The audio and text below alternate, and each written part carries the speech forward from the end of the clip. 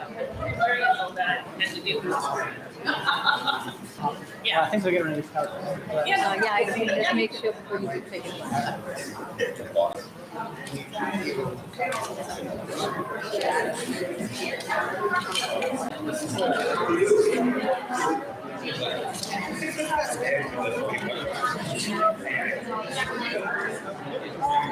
Hey, Dan. It's been good to see you.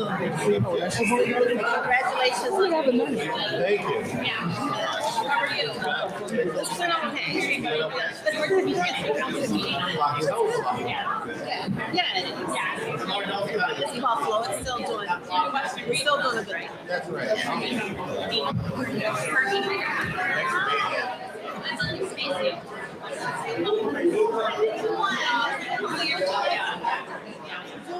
you lucky?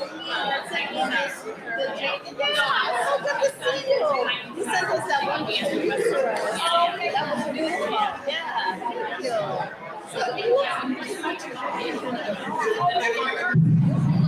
I'm sorry. I'm going to get started. It is time to start. It is 6 o'clock, and we don't want to punish the punctual. I thank you all for being here.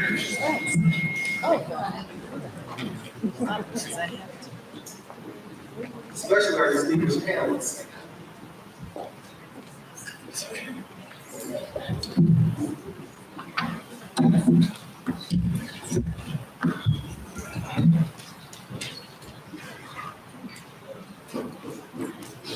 So tonight is, can you all hear me okay? Perfect. Tonight is our second in our speaker series for the Louisville Central School District. Our first meeting, Linda Ruway, our Director of Professional Learning and Development, actually presented on restorative educational practices. What we want to make sure we're doing in the district is being very educative to everyone in the community. So when we have restorative educational practices in our code of conduct, it's important that not only our students and staff know what we mean, but also our community. And so we're doing the same thing this evening. When we talk about diversity, equity, and inclusion, DEI, I'm sure you've heard that acronym a lot, it's important that not only our community in the school knows, but the community at large knows. So that's why we're going to have a speaker series on DEI, what it is and what it looks like in Woodville Central Schools. So I first want to welcome and thank our distinguished panel for being here today. So first, we have our Director of Professional Learning, Linda Ruway. We also have the Chief of Culturally and Linguistic Responsive Initiatives from the Buffalo Public Schools, Dr. Fatima Morrell. Hello. We also have the Woods Bills Endowed Chair at Buffalo State College, Dr. Siobhan Hunter. Good evening. And we also have the Director of School and Community Partnerships at Canisius College, Mr. Will Green. Good evening. And they will also talk to you about the partnerships we have and what they're doing in our district. But first, why do we need this, right? So why do we need a DEI plan? So I'm going to read this. I won't read every slide to you, but this is very important. The Board of Regents launched an initiative to advance diversity, equity, and inclusion in schools across the New York State. The board expects that all school districts will develop policies that advance diversity, equity, and inclusion, and that they implement such policies with fidelity and urgency. Our Board of Education did just that. So in October 2021, our board adopted our own policy 3431, diversity, equity, and inclusion in the district. And part of that policy, you can read the entire policy, it's 3 pages long, but part of it dealt with governance. And it said we'll be able to form a DEI committee. The DEI committee the district will establish will meet periodically throughout the year. The purpose of the committee is to assist the district in creating and implementing plans that advance the district's commitment to maintaining a diverse, equitable, and inclusive environment where all individuals feel valued and respected. So sections of the policy that were suggested in the policy deal with definitions. We have that, teaching and learning, workforce diversity, training, Student supports, discipline and wellness, governance, family and community engagement, diverse schools and learning opportunities, and notification to our community. In addition, who's going to be on this committee? The district will actively seek members for the DEI committee that will represent these various stakeholders. And we have done that also. We had students, parents, district building administrators, teachers, guidance staff, other district staff, board members, and community members. There were 56 members on our DEI committee. Continuing with the purpose of the DEI plan, the State Education Department's video, Equity, Excellence, and Access, New York students explain that learning becomes possible and joyful when they are seen, heard, and valued for who they are. So, as addendums to our DEI plan, we also have the Board of Regents call to action and the CR-S framework. That's a culturally responsive and sustaining education framework. And that framework has 4 sections. But I do want to make notice, when you open up the framework, and there is a note in the framework, and it says, much of the framework was based on the work of the Department of Culturally and Linguistic Teachings from the Buffalo Public Schools. And that is the work of Dr. Fatima Morell, who is a panelist today. When you actually review the CR-S framework, you'll see they have 4 pillars: welcoming and affirming environment, high expectations and rigorous instruction, inclusive curriculum and assessment, and ongoing professional learning. Not only do they have these 4 major sections, in the sections, they actually speak about how this relates to students, teachers, parents, Board of Education members, and departments of education. In our plan, we have 6 DEI goals followed by activities. Our 6 goal areas are creating a diversity, equity, and inclusion culture in the district and schools, DEI in the curriculum, raising student voice, family and community engagement, ensuring workforce diversity, ongoing professional learning, and our goal statements and activities. Now, I do have them listed in this, and I will make sure that this is available online, but our entire diversity, equity, and inclusion plan is available online. And at this point in time, we open it up to receive community feedback for a period of 30 days. After those 30 days, our DEI committee will take that feedback. We will meet again and see what enhancements or revisions we need to make to our DEI plan. Because as I said from the beginning, this is the DEI plan for Williamsville, by Williamsville. So we want to make sure we get your feedback to see if we need to enhance it or any changes that need to be made. And these are just examples. So DEI goal area 1, creating a diversity, equity, inclusive culture in the school districts. I'll just pick one of the goal statements. Goal statement 1C. The district and schools will share responsibility for establishing restorative communities in which all students' academic and wellness needs are met. So these are things, when you look through, and I'm not going to go through each area, these are things you really can't argue will make a district dynamic. And that's exactly what we're seeking, but for all of our students, not for small pockets of students, but for all of our students. And the way we do that is create an inclusive environment where all students have a sense of belonging.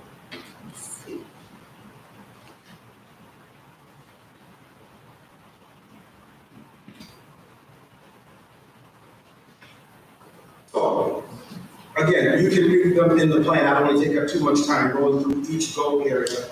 But I am going to now transition to our panelists to speak. But what I've asked our panelists to really talk about today is going back to the Equity, Excellence, and Access video from the New York State Education Department. In this new video, New York students explain that learning becomes possible again and joyful when they are seen, heard, and valued for who they are.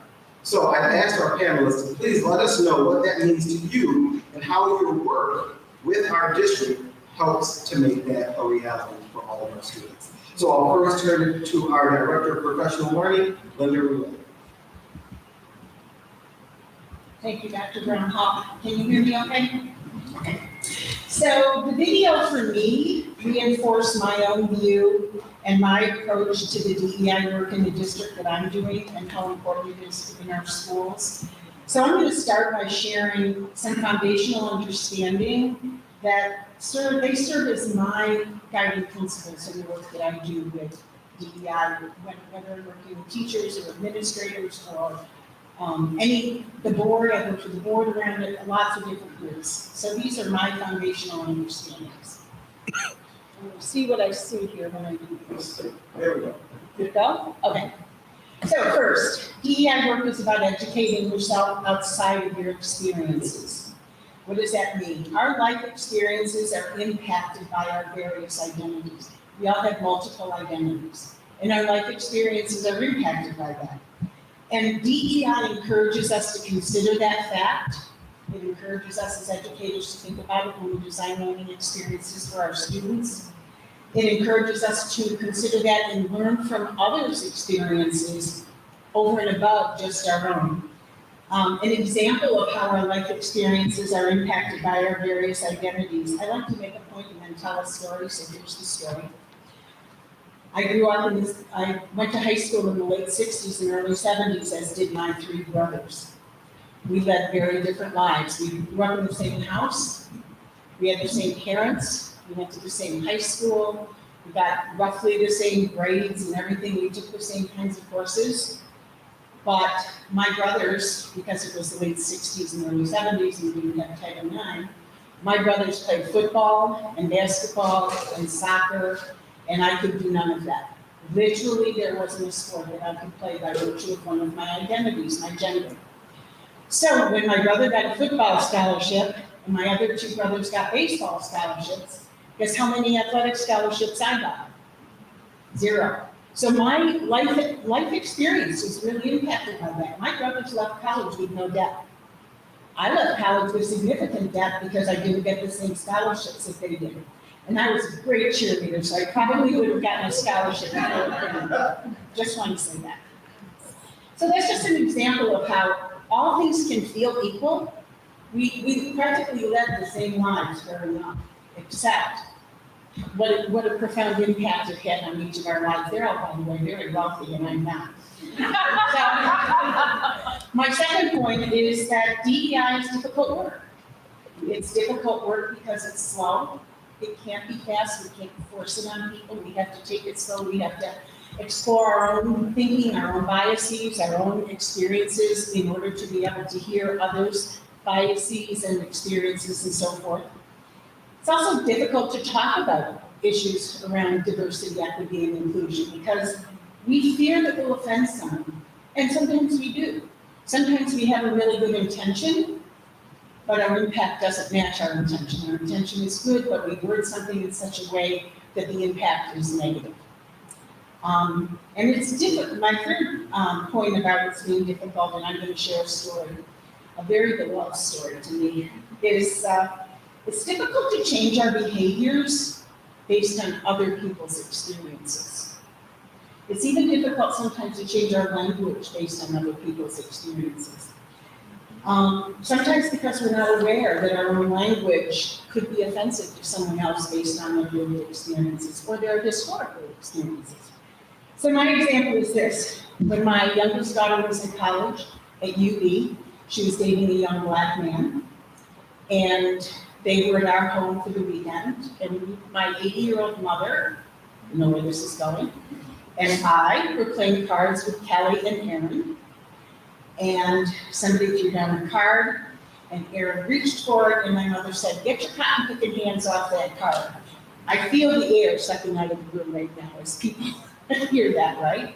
Well, the air sucked out of the room there. Aaron and Kelly and I gasped at my mother using that expression, and she said, "What? What did I say?" Aaron says, "Grandma, I have my great-great-grandparents were enslaved, and you just told me to get my cotton-picking hands off something." And she goes, "Well, they didn't mean anything by it. I've been saying it my whole life." And that's true. She did not mean anything by it. And she has been saying it her whole life. But I assure you, it was hard. And she still to this day will say, "Well, I didn't mean anything by it, but it was okay." but she also has never said it. So as much as she'll defend her right to have said it, she does not, she no longer uses that language. So it's just an example of, it's hard, it's really hard to change our behaviors based on other people's experiences. Okay, what else do I, oh, I'm not done here. So DEI work is not a training. It's an experience, it's a journey, it's an exploration into our own experiences, into our own biases. We all have biases. We all have biases. They're ingrained in us, we're born with them, they're natural, but how we respond to our biases is what this work is about.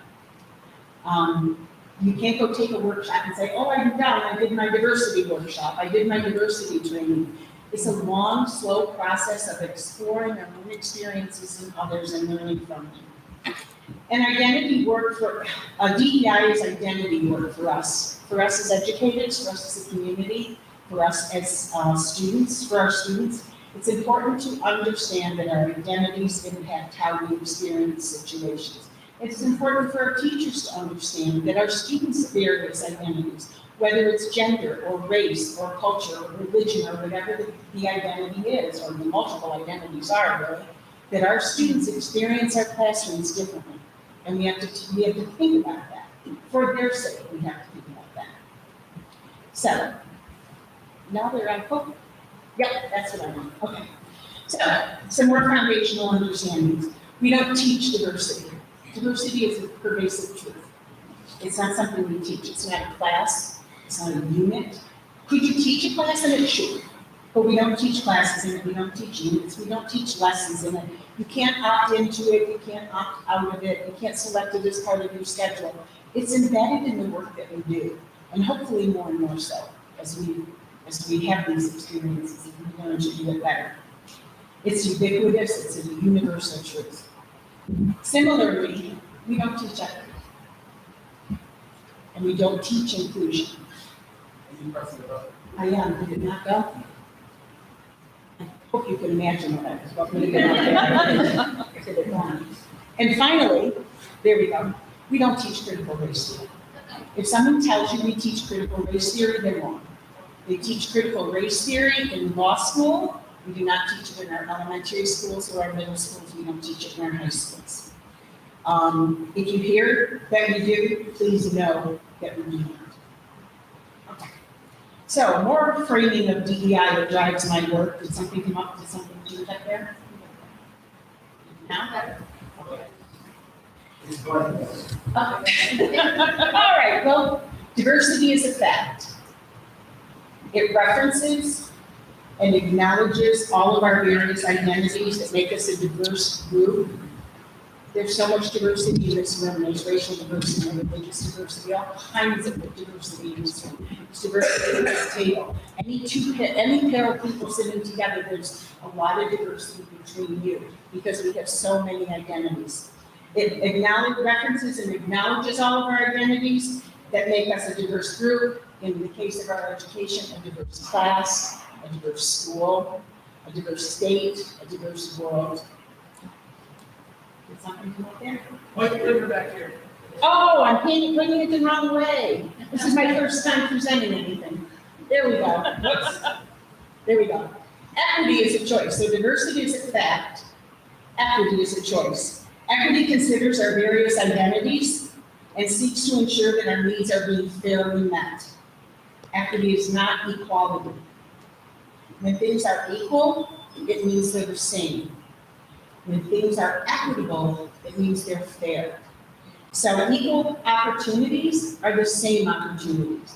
Equitable opportunities means everyone gets what they need.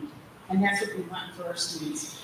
I liken it to, if there's a pie, a whole pie here, and I just gorged myself, and I'm full, and the next 4 people have gorged themselves, we've all had a big dinner, and the next 2 people who are gonna get pie are starving, it would be fair that we would get smaller pieces of pie than the people who are starving and need a little bit larger piece of pie. It doesn't take anything away, it's not a zero-sum game, but rather we work to ensure that everyone gets what they need. Inclusion is an action. Inclusion considers all of our identities and seeks to ensure that we are not being excluded by virtue of our identities. And since diversity is a fact, equity is a choice, inclusion is an action, belonging is the outcome. Is that out there? Okay. It actually says belonging is an outcome. The reason it says that is because this is a quote from a DEI strategist, Arthur Chan, and that's what he said. If I were going to say it, I would say belonging is the outcome. Because if you honor diversity, make good choices, equitable choices, and have inclusive practices, our students are going to feel that they belong. And we know from research that belonging is a factor in learning. A feeling that you belong impacts how well you learn. There's abundant research coming out of Stanford University about the role of belonging in whether or not students learn in their classrooms. So, there we go. I want you to see that, and I am going to read it because I think it's important to hear it. This is the breadth of DEI. It's not solely about race or religion or ethnicity. Diversity, equity, and inclusion for the state education department is respect for and responsiveness to various cultural identities, including but not limited to race, color, ethnicity, nationality, religion, socioeconomic status, veteran status, education, marital status, language, age, gender expression, gender identity, sexual information, and learning styles. And even with that, what feels like a very comprehensive list, it still is missing some things. What about neurodiversity? How our brains work? That's another way that we are similar or dissimilar from other people, and it affects how our educations, how we experience our educations. So, I feel like I've gone long enough, but I do want to say a few things about some of the work that we're doing. Dr. Brown-Hall and Dr. Morell, I think you're also going to talk about our current DEI plan. I wanted to just mention our strategic plan and a couple of the goal areas in our strategic plan that include elements of DEI but aren't necessarily about DEI. And that is area 2, which is wellness, community, and sustainability. And I just draw your attention to some of the ways in which we are committed through our strategic plan. Remember that these are goals. We're not done yet. Goals for our district. The way that we're working on matters that relate to DEI, such as social emotional learning, right? How students are aware of themselves, manage themselves, have a social awareness, have engage in appropriate social interactions, and can responsibly make decisions. We're training our teachers in social emotional learning.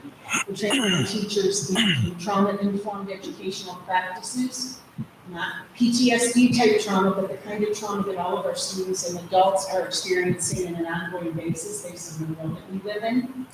We're training our teachers in restorative practices.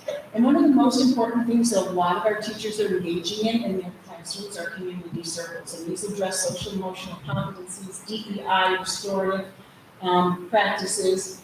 And I just think it's important to share that almost all of our faculty have been trained in Tier 1 restorative practices, which are community circles. And in these circles, our students gather in circle without tables, sometimes once a week, some classes more frequently than that. And they respond to prompts that are designed to help them get to know each other. But more than getting to know each other, in addition to that, is to help them learn what it means to be a part of a community. What are the benefits that we derive from being a part of a community? And what are the responsibilities that we have as members of a community? We certainly want all of our students to learn that. And then in our best case scenarios, they take the same type of circles and they use them as learning circles in their classrooms. Almost all the trainings that I do now I do in circle for that, because it's a very powerful way to build community as well as to support learning. It increases belonging. These circles increase SEL competencies, and they increase our understanding of each other, and they give students voice. They give them voice and they teach them how to use their voices in appropriate ways.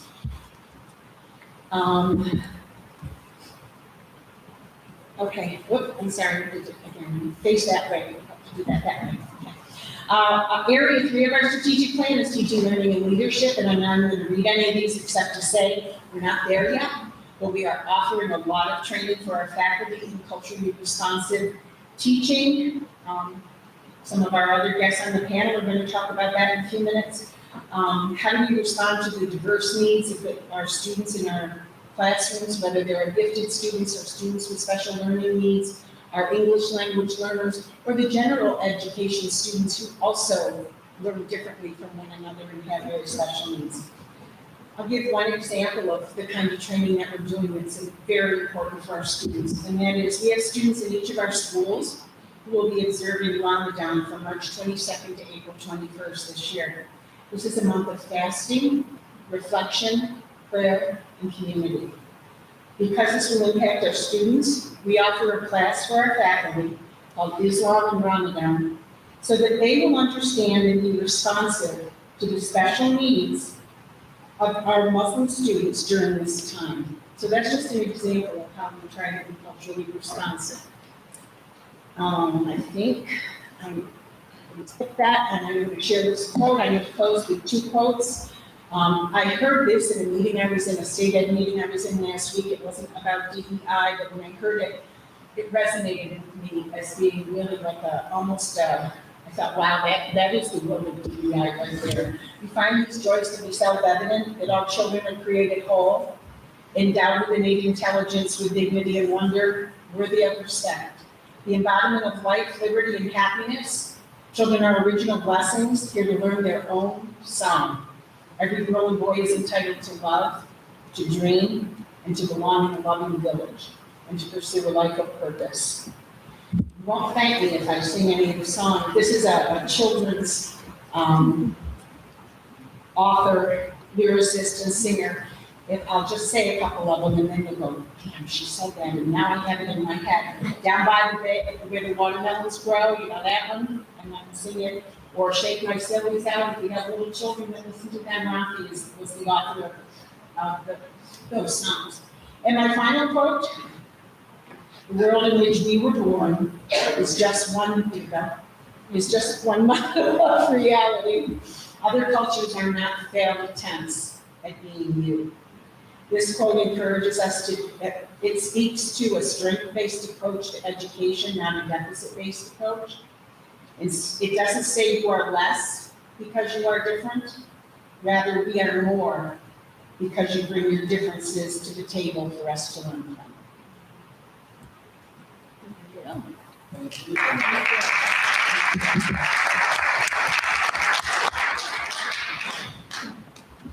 So, thank you for having me here this evening.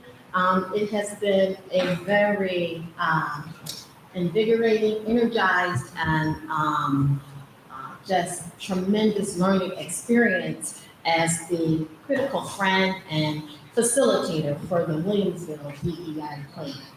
And I would have to say that plan that Dr. Brown Hall held up is no easy thing.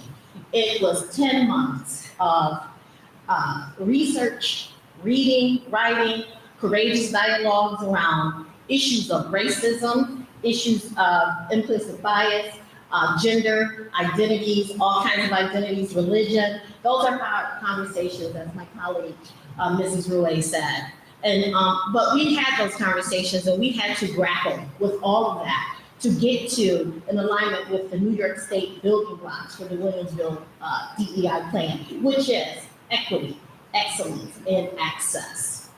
So in developing this strategic plan that you are all going to be so privileged to have in place, your leaps and bounds ahead of many other districts in our country to even have this in place. But in developing this plan, it is based upon the New York State culturally responsive framework, and it will ensure equity, excellence, and access to an educational process that is inclusive, engaging, engages criticality, and rigorous learning while also centering joy. And I'm extremely proud of the work that was done here. And so when we talk about centering joy, I'd like to take a quote from Dr. Janice Johnson Diaz. And she talks about, we need to structure a society where joyfulness has priority. We need to structure institutions where joyfulness and learning are in relationship with each other. I just think it's a grave injustice to have these years be children's suffering years. And so when we talked about the development of the DEI plan and we talked about how we would elevate student voice, we wanted to talk about diversity, equity, and inclusion spaces where kids felt safe, social emotionally safe, where their voices were elevated, but also we're coming out of this pandemic, so we are very into the current event of things, healing spaces. So when you look at the plan, you'll see quite a bit around restorative justice circles and things of that nature, but instilling a joy for learning in our young people, where they feel welcomed, visible, and appreciated in their school community actually empowers them to be advocates and agents of their own lives and their own change, and leading our country as a democratic society into the future. This plan is transcendental, it's transformative in terms of ensuring our kids are equipped with global and cultural competence where they can navigate in any culture, climate, with any people, with any difference that they come into. And we know that in America, we need to be globally competent because we are a multicultural country, and all of our kids need to know how to be able to appreciate those of us who may not look like us, who may not practice religion like us, who may not live the way that we live, but we also need to love ourselves as well. So when we look at this DEI plan here in Williamsville, you will see that the stakeholders in this community really wanted to elevate the students' voice, support teachers to be able to elevate students and their identities and to empower students, and also supporting our building administrators and all adults, including parents. So the stakeholder groups included everyone. Students were at the table for this. Our board members were at the table, principals, teachers, administrators, and so on. So everyone had say so in the plan, and we're still in revisions after 10 months. I heard Dr. Brown-Paul say. Dr. Latson-Billings stated that the trick of culturally relevant teaching is to get students to choose academic excellence. Have them choose it. We provide them with the curriculum and we provide them with opportunities and access, but then they choose to be excellent. They choose to get good grades. They choose to come to school every day. They choose to love others as they would want to be loved. And that's what we do. We're the educators, we're the facilitators, but the DEI plan is going to allow you to empower students in such a powerful way, including their families as well. So how do we get to the centering of joy? Really looking at the New York State and Board of Regents policy around culturally responsive, sustaining education and diversity, equity and inclusion, there are some key levers that are inside of the districts, the Williamsville DEI plan that the stakeholders of Williamsville ensure were in that plan. So some of the things we aligned to from the state was creating a welcoming environment, learning environments for all students. We know students' names, we know who they are, we appreciate their differences, we appreciate their similarities, but really letting in a real purposeful way, letting our kids know we care about you and you belong to Williamsville, and this is the village. Developing a diverse teaching staff, also a critical component of the plan.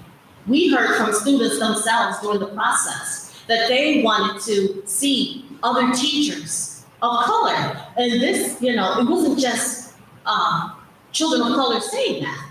And one of the things that we have to know and understand is that our students can handle DEI. They appreciate it, they welcome it. I think we are the ones who need to kind of brace ourselves and do our own personal journey around equity. and what it really means in our lives and how open are we to it. Because students can handle this in this new generation Z, the millennials, they want it, they welcome it, and they really don't understand why haven't done it a long time ago. Many students say, why are we just doing this? But elevating their voice and their identity, no matter who they are, there were already really, really great teaching practices going on here in Williamsville. We can look at the data and see that. And look at the data we did. But we wanted to make sure that we aligned those teaching practices to the New York State CRS framework and the Board of Regents policy around diversity, equity, and inclusion, because so goes the world. We can no longer sit in a siloed fashion and say our kids are still going to be competitive in the 21st century, but they don't know anything about Jewish peoples, or they don't know anything about indigenous peoples, or they don't know anything about Irish people. They can't be competitive. So it's for us to open up and set the truth before them and allow them to make their own decisions in a democratic society. But parent involvement, we have an entire goal for parent involvement that you will see in community engagement, and they did a really good job. In social emotional wellness supports. So undergirding the entire plan is really, again, joy and how are we making kids feel welcomed, but also dealing with those issues around belonging, issues around fear. There's a lot going on in our nation and in our region, in the 10-mile radius of us. There's a lot happening. Okay, so our kids are afraid in many respects. They don't know what to do. So one of the things that the DEI plan is really pushing, in addition to culturally inclusive curriculum and so forth, and welcoming spaces for all identities, is really the mental health awareness piece underlaying in terms of restorative justice practices, tier 1, 2, and 3. And then the curriculum. We have an entire compendium of ideas for curriculum inclusion. And this, again, was a groundswell of knowledge base from the teachers and administrators and parents in the district that have some really good ideas. I mean, we have trimmed, it's still really thick, and we trimmed this thing down so that it's manageable for all of us, for all of you all.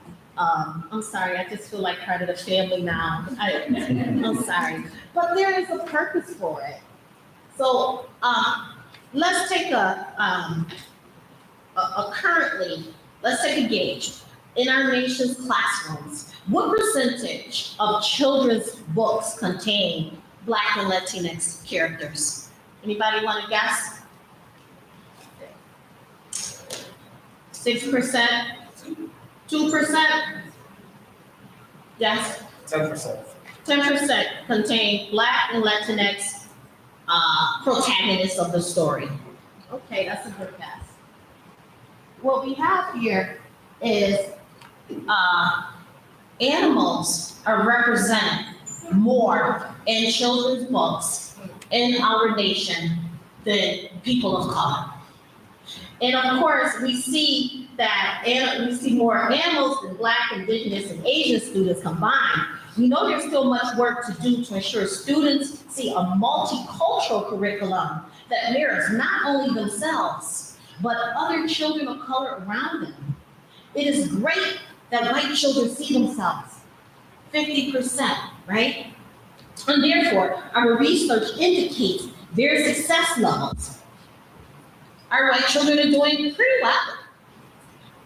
But the problem is when Black and brown children do not see themselves similarly, and they don't have that same opportunity. But we also disempower our white children when they are not culturally or globally competent, because we are not elevating we are not elevating Black and brown culture in our schools. We're only elevating white culture because that's what we know and that's what we are comfortable with. But America that's not the reality of America, so we don't want to send our young people off into the world and they can't even have a sentient conversation with someone from the east side. right? We have to they have to have these here skill sets and navigate the world in this way. I won't go over everything with the plan because Dr. Brown Hall has already touched on it a bit, but I will say some key components of the Williamsville plan. Goal area number 1, for example, creating a diversity, equity, and inclusion culture in district schools. Each school will have a team, has a team, and will continue to develop that team to ensure that that team is also culturally inclusive. Okay. Raising student voice, a big component. The curriculum, the full diversity of our district community and beyond will be reflected in the curriculum in order to ensure that students can both relate to the curriculum and respect the perspectives of others, right? So this is a very non-selfish exploration for kids. It's not just about you. There are other people in the world, and we need to know about them as well. And it actually empowers us to know what other people think and do. And like your mom made that mistake. We don't want our young folks growing up saying those kinds of things and not having the cultural competence to navigate in different spaces. But that's what happens. If they do that in the wrong space, it can be dangerous. So this is also about protecting our kids' cognitive ability, intellectually, to be able to navigate in the world. And of course, family and community engagement. There, we talked a little bit about workforce.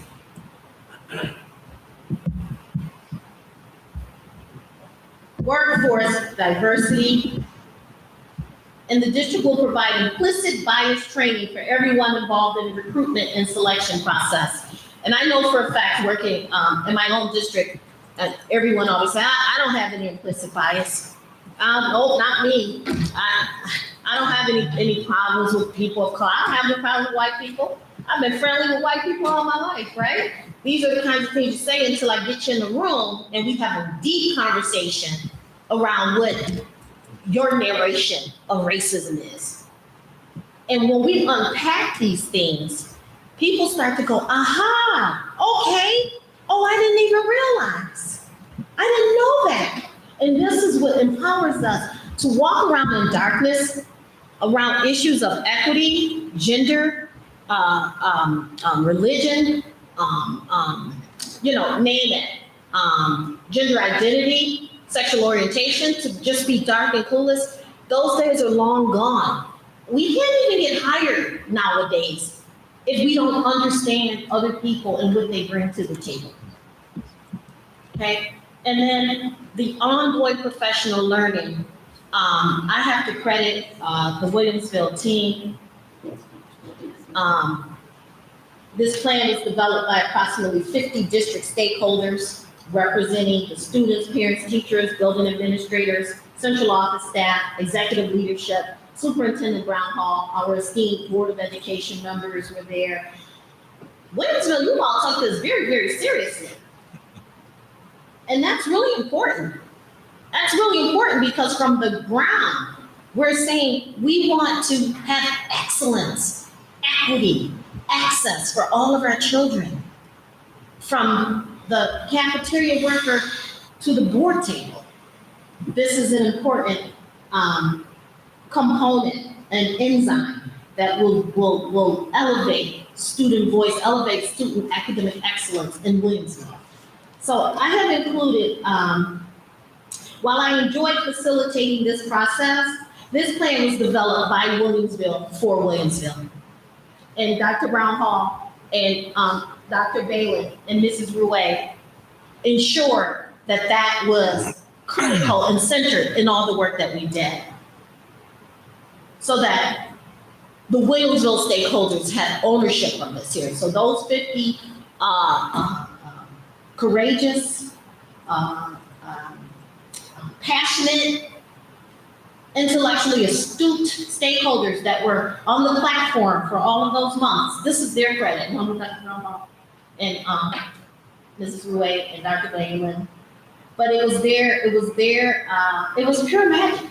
While I enjoyed facilitating the process, it was pure magic watching the team critically analyze their data and current practices and make decisions related to centering inclusivity and joy in their schools and classrooms and district. It was such a tremendous learning experience for me personally to learn from such well-informed, passionate educators, committed educators, that no matter how rough the road got sometimes, they showed up at the next meeting and we kept moving.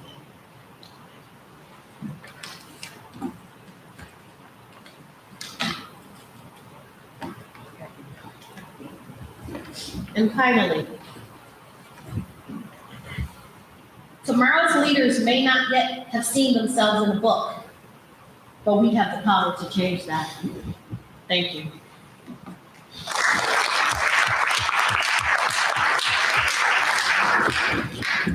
Oh, you could keep that. Can you hear me? I learned a long time ago that when I am supposed to be speaking, to make certain that I do not go after powerful women, I forgot myself, right?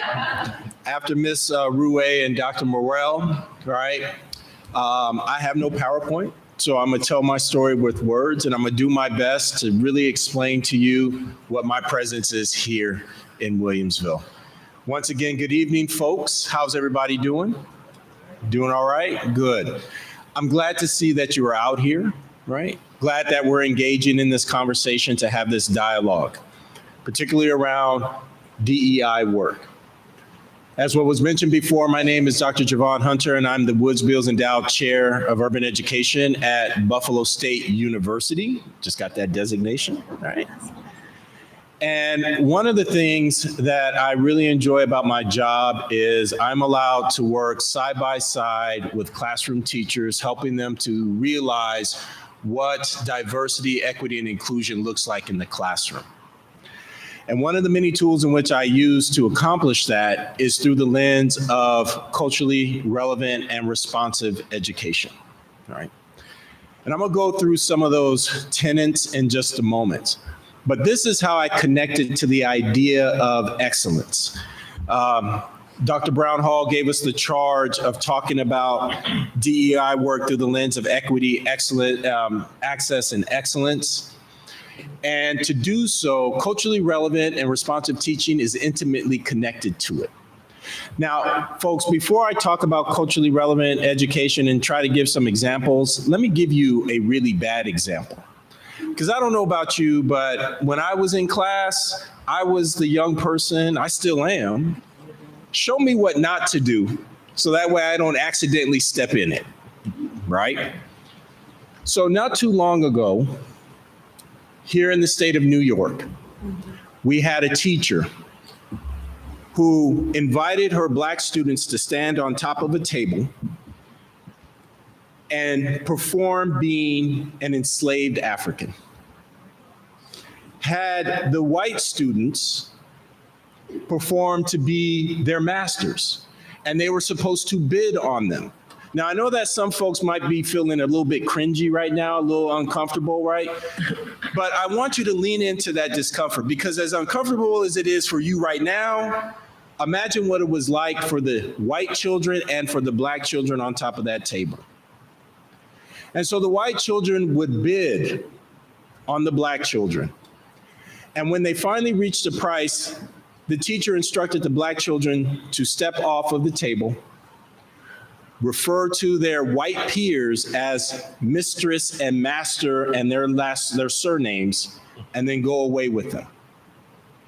The point was to try to have the kids feel the impact, right, of the slavery lesson that the teacher was about to teach. These are fifth graders, all right? That's a bad example. In fact, we have a word for that today. We call that curriculum violence. We didn't have that when we were going through our teacher ed programs. We didn't know that notion. And those of you, the teachers who are in here and educators, we didn't have that notion, but we have it now. Because you see, what curriculum violence does is it ignores the social, emotional, and intellectual well-being of children. And there are lots of examples of curriculum violence. That's the non-example. Are you with me? That's what we're not going to do here in Williamsville. So now that you have the non-example, let me share with you what I do. So I was invited by Miss Rue and Dr. Brown Hall to work intimately with your teachers to help them realize what culturally relevant education might look like in the classroom. I also use the work of Gloria Ladson-Billings, as Dr. Morrell mentioned. In many ways, she is like the godmother of this work. All trails go back to Gloria. Doesn't matter what you read, all trails go back to Gloria. And in it, she talks about if you're doing culturally relevant teaching, you're doing three things. Number one, you're focused on academic achievement. That's that excellence. You care about the grades. You care about student performance, right? You care about the individual personal success that children have for themselves. That's number one. Number two, you have cultural competence.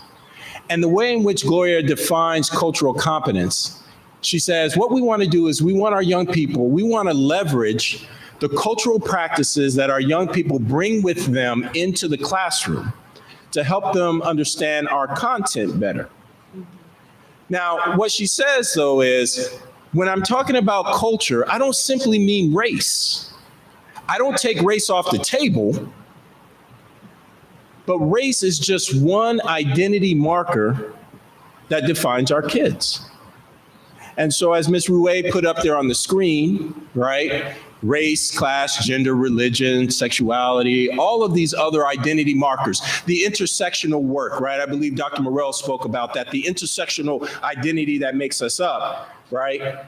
We lean into that. So if Dr. Ladson-Billings was here and you were to ask her, well, I get all that, but if we were to look at the cultural practices of our kids, what cultural community would we want to focus on? And she would say, youth culture.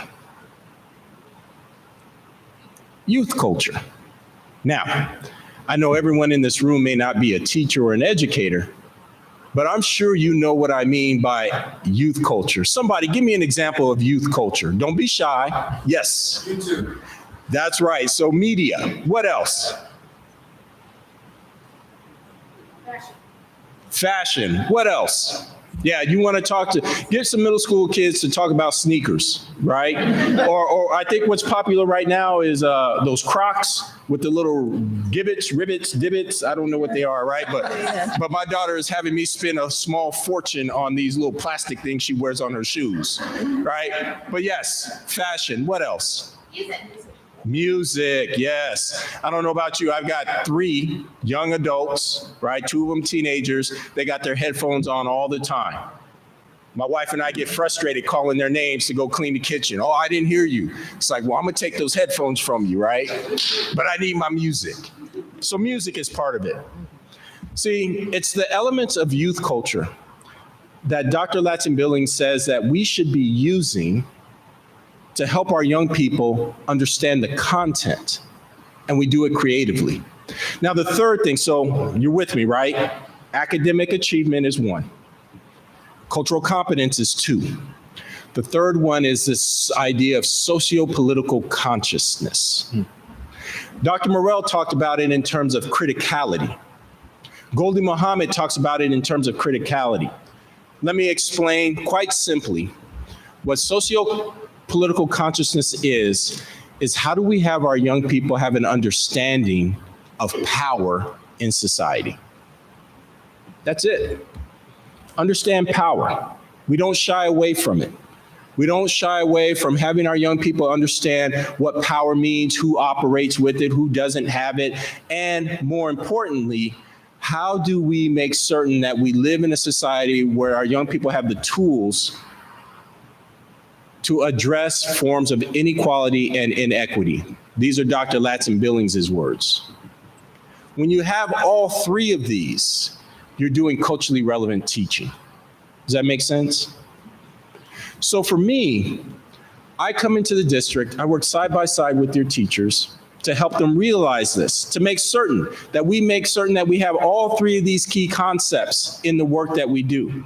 Because you got to understand, when we do culturally relevant teaching, and the teachers in the room who I've had the pleasure of working with would be able to attest to this, we're not just simply talking about books, putting books written by people of color, about people of color in front of our kids. That's the old way in which people used to think about culturally relevant teaching. But it's a very narrow conception because one, it only focuses on race, and two, it doesn't take into account the wide variety of ways in which our young people consume information and perhaps more importantly, produce it. Dr. Morrell showed a beautiful graphic, I believe it's from the University of Wisconsin Children's Study Center of the children books, right? That has been the case for decades. And what you just saw is after people have made a push for more racially and ethically responsive. Like what you're seeing, if you saw that graphic 20 years ago, you would be thoroughly disappointed if you weren't disappointed with that, right? And so what I challenge our teachers to do is, while books are important, when we design for culturally relevant teaching in the classroom, we're going to keep the books. But let's look at the content. What are the questions we're asking our kids to wrestle with? What are the materials we're putting in front of them? What are the assessments, the scaffolds, the understanding, the topics, the resources in the community that we might be able to leverage? That is a much more robust application of culturally relevant teaching. And equally important is this idea of joy. Once again, Mrs. Rouet talked about joy. Dr. Morrell talked about joy. I'm going to talk about joy too. Because if we are not engaged in acts of joy when we do culturally relevant teaching, then we're doing something wrong, right? I had the opportunity to work with a group of teachers a couple of years ago, and this was a social studies, middle school social studies teacher. She had a student raise her hand in the classroom, and she said, this young girl said, "You know, miss, I really like U.S. history, but why do you teach it so dark? Can you tell us something happy that happened in history? Because I'm turned off." And what this teacher ended up doing was, she didn't take offense to it.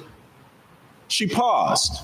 She looked at her scope and sequence, and she asked herself one simple question: do I teach history through a lens of tragedy? And her answer was yes.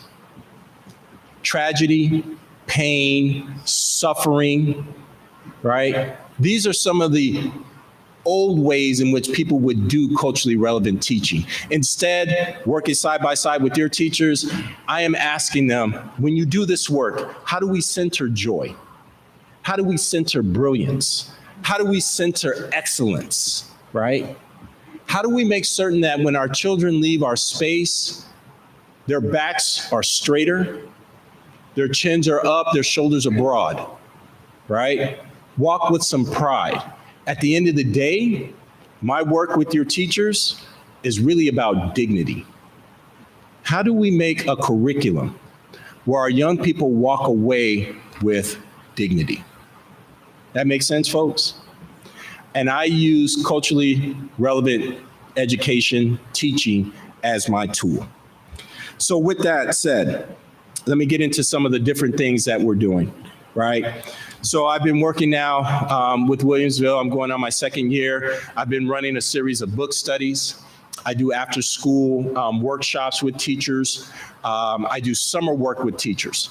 Now, what I don't do is, and once again, teachers can attest to this, I don't come in and talk about this at the theoretical level. In fact, your administrators could talk about this as well.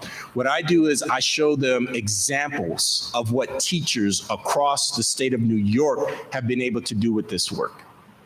So they have very clear examples of what this work could look like in the classroom. At the end of the day, really what I'm trying to do is, how do we help our students become creators, makers, doers with the information? It's one thing for them to just consume information. It's another for them to produce information. And so we use the model of inquiry projects to accomplish that. These investigatory questions that young people can ask, that teachers encourage their young people to ask about the world around them, and then connect it to our content, and then the kids develop the tools to solve the problem. That's how you do culturally relevant teaching. So what might be some examples of some essential questions? Here you go. Does the Buffalo media accurately portray teenage life? I'm not asking you to answer. Remember, that's a question that kids will respond to. That was in a social studies class. You remember years ago when Governor Cuomo was going around talking about giving Buffalo $1 billion? I know folks remember that, right? Cuomo was here, $1 billion. You remember that, Dr. Morrell, right? Yeah. Buffalo billion, right? It's the Buffalo billion. Young people in the classroom, they asked a very basic question. Do you see $1 billion? What happened to the money? So the social studies teacher, in her unit where she talks about government responsibility, she had her kids survey other young peers to see, do you see the money? I think it's a legitimate question. Those are the kind of questions. Now, some folks might be thinking, okay, that's great. That sounds like some high school stuff, right? What about middle school? I was working with a group of teachers. In 7th grade, you have to teach American history, the American Revolution in particular. These teachers, from the jump, their essential question was, how did women and people of color participate in the American Revolution? It was a radical shift from the way in which they had done work in the past.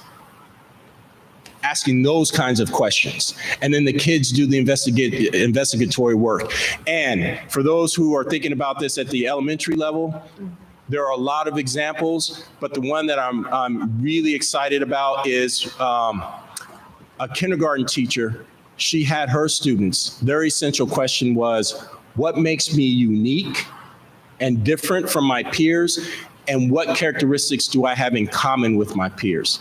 And if you look at the kindergarten curriculum, New York State standards, part of that standard says, talk about your uniqueness and your difference among your peers.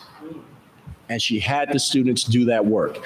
That's what culturally relevant education looks like. Are you with me still? No kids on top of tables. No kids running around bidding on them. No curriculum violence. All done from a place of joy, brilliance, and excellence.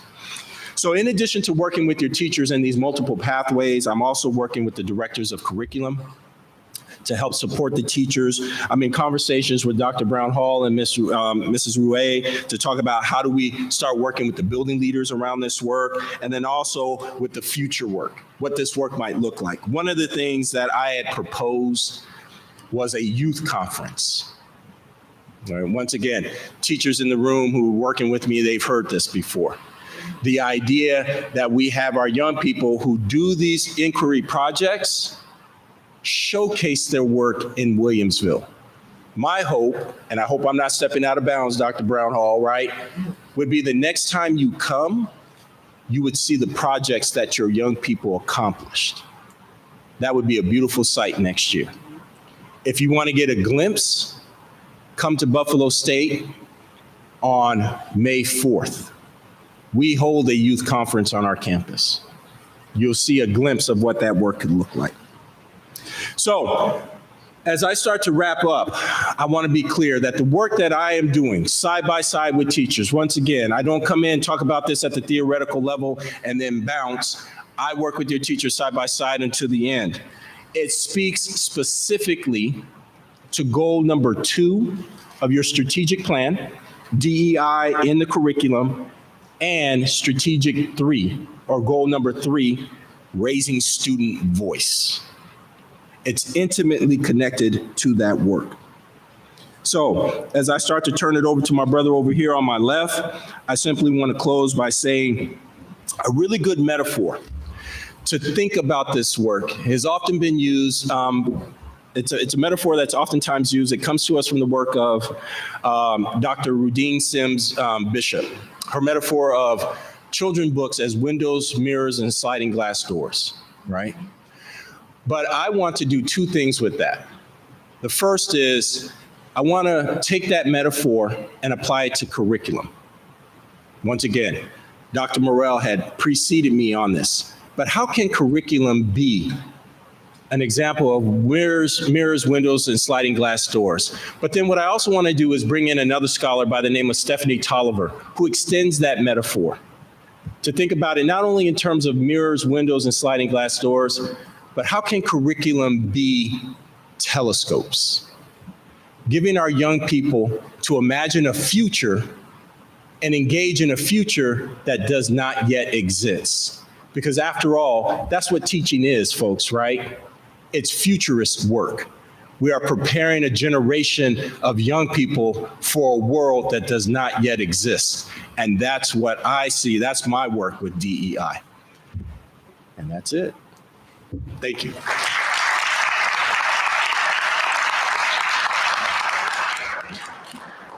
Well, I think we can just get up and go home at this point. What else is there for me to say? So I guess I can talk about the work that I've done with the district.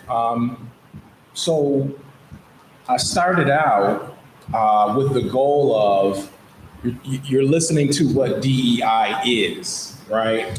My goal was to see how ready a particular site was to implement DEI, how ready they were to make this shift or cultural change.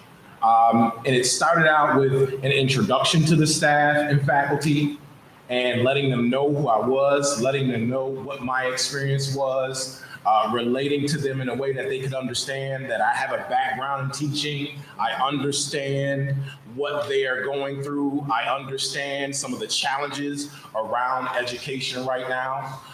And then we dove in. And I conducted, is it okay to talk about the number? Okay. So I conducted 29 individual interviews at one school with faculty and staff. And there were some group interviews in there as well. And each interview lasted about 45 minutes to an hour and a half. It was really a great process for me to understand what school culture was like there, to learn a lot about the history of the school. I spoke to teachers and faculty and staff who had 1 or 2 years of experience all the way up to 30 years of experience. And I learned a lot about that school setting. I learned a lot about the desires of teachers and the desires of the school. I learned a lot about what they felt about the Mill community and where they wanted to go with the Mill community. After I conducted those interviews, then it was upon me to take that information and create an individualized cultural assessment and survey to identify the readiness of the greater faculty and staff to implement change in the school. And I'd like to say I had a 70% participation rate, which is pretty much standard for the type of participation rate that you want for a survey of that magnitude. And I'll say this, so that is what I did in the school. And I don't want to reveal too much because it is a very personal thing, but this is what I'll say. How many parents do we have here tonight? All right. And if we look at ratios of the number of parents we have here compared to the number of parents in the district, this is probably, what, 10% maybe? We got Something a lot like that. on YouTube. Oh, we got a lot on YouTube. Hey, YouTube people. All right. So what I'll say is this, the simple fact that 29 people from the school site, I think that's 29 out of 100 faculty and 105 faculty and staff, wanted to do the individual interview, which can be intimidating, and to have 70 plus participate in the survey, let me know that we had enough to change or support the change in the culture that is necessary. All right. So, and that is the rawest version that I could give you without giving too many details. So I want to go back to the video. How many of you have seen the video that Dr. Brown Hall referenced? Okay, one person, yes, one person, all right. YouTubers, I can't see you, and you could probably cheat and check it out real quick. The video is conducted by all students. It's all student voice, all student voice. How many students do we have here tonight? Oh, hey, how you doing in the back? Hi, right? So one of the things that I came up with, the conclusion is we need to elevate student voice. We absolutely need to elevate student voice, because regardless of what adults are chiming in on or believe that the direction of a school or school culture needs to go, the students will tell you exactly what's happening. So you absolutely need to elevate student voice. That was the most encouraging thing. I really didn't even need to watch the rest of the video. I said, oh, this is all students. So you can't argue with what students tell you about what they need to learn, okay? And I think Ms. Rue, Dr. Morrell, Dr. Hunter did an excellent job of telling you what diversity, equity, and inclusion is, culturally responsive teaching is, but the reality is what we're talking about is community building. And community is contextual. What I mean by that is, at home, there's a community. You've got norms and practices in that home. But outside of your home, in your neighborhood, is another community. When your students go to school, that's another community. When you go to work, that is another community. For the purpose of elevating diversity, equity, and inclusion in a school community, you need to meld all those pieces together, provide opportunities for each piece of that community to have an equal and equitable voice, and then strategize processes to bring into fruition the goals, dreams, and ideas of every person in that community. That's what diversity, equity, and inclusion is. I think that the work that this district has done in terms of from the top level with the meeting and the 50-member committee, along with the work that I'm doing from the level of talking to teachers and identifying the willingness to change, because that's what it is, a willingness to change. Now we can meet in the middle. In the same way that I'm so happy to see you here, I'm not concerned with who isn't here. Because it's about who's here, who shows up. When these opportunities arise and this plan is implemented in the district, it's about who shows up. I can't remember which panelist said it, but this is not easy work. And it certainly won't take a day, a year, or 2 years. It's going to be intensive. Some of you will have children who graduate before the fruits of your labor are fully developed. That's the reality. This will continue to change and adapt. The system that's created and implemented must be adaptive, because do we know what the culture of Williamsville Schools District will look like in 10 years? Absolutely not. There's no way we can project that. Students certainly have a better idea than we do.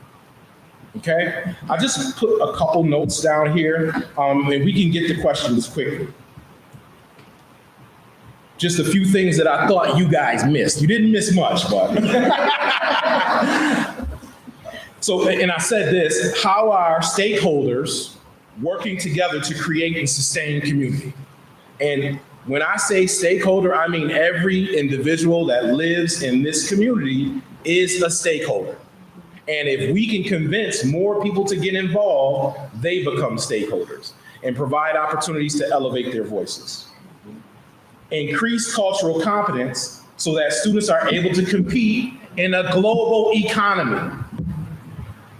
Too often, I attend speakers or trainings or workshops, and no one can tell you the practical application of diverse, equity, inclusive teaching. The practical application is, this is a global economy. I can get on my phone right now and communicate with someone halfway across the world. If you want your children ready and prepared to compete in the global economy, you have to increase cultural competence. You have to increase their ability to work with folks who don't look like them, who don't talk like them. I don't even think language will be a barrier much sooner with artificial intelligence. But cultural norms and practices will. How you show up will. Of course, screen lock keeps coming on. Oh, final thing, and the brother here, Dr. Javon Hunter, did mention this. Academic rigor is not sacrificed for diverse, equitable, and inclusive education. As a matter of fact, it's a pillar. That's right. Go ahead, clap. Sit.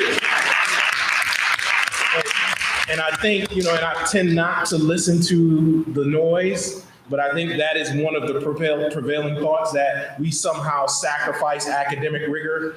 I had 12 years experience in the classroom. My students absolutely love me. And I'll tell you, I tell no shorts when it came to learning and their ability to pass exams, their ability to demonstrate mastery of knowledge. So I really don't have much else. I think the panel did an excellent job. I'm happy to answer any questions as they come. Thank you very much. If we can give a round of applause.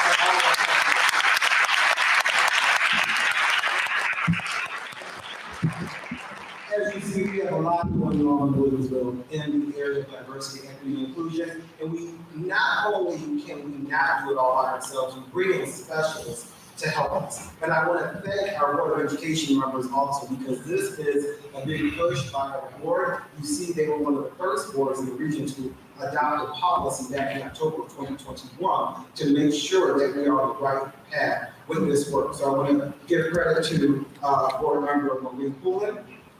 You can applaud, yes.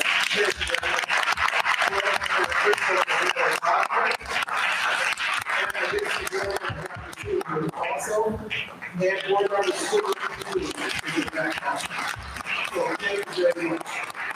We will open it up. We do have 2 microphones ready for any audience members that have questions, whether it's about our DEI plan, whether it's about the work that any of the individuals on the panel are doing in our district, or if you have fragile knowledge, you want to strengthen that knowledge, ask us any question that will help you do that. So we do have 2 microphones set up for that. You want to come up to the microphone?